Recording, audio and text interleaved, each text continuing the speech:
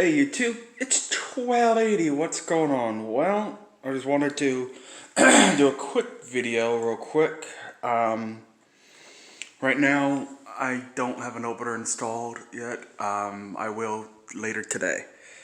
But for those that are not in our garage door group chat, you won't know this. But for the others, they do. Ignore the lawnmower, by the way. I'm taking it apart, learning about it, things like that. But anyway, if you guys remember, this door was broken. And as I said, was. Bam! Yep, I got it fixed last night. Finally got the parts to fix it, and I did. They went with the dual spring setup. These are 207 wire, 2-inch ID, 22-inch long springs. Okay, brand new drums, brand new end bearings, or end bearing plates, new center bearing. The one that was there was plastic, and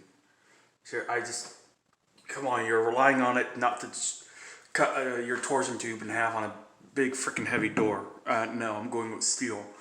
So got that, and new end bearings, new drums, because that drum over there was damaged from the incident. And this door rolls so perfectly.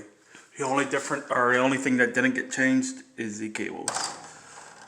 So here we go. Look at that out.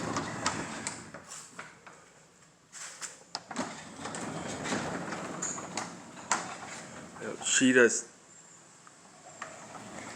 easily floats.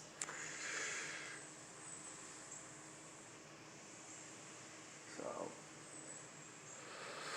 anyway, shut it down, and then that's it. And then I'll make another video when I get a new opener. So there we go. New shaft, new everything. The only thing that didn't get changed is the cables. I love having a dual spring system. It makes this door roll so much better. Alright. Stay tuned later for opener installed. Oh, not a video of me installing, but opener installed. Alright.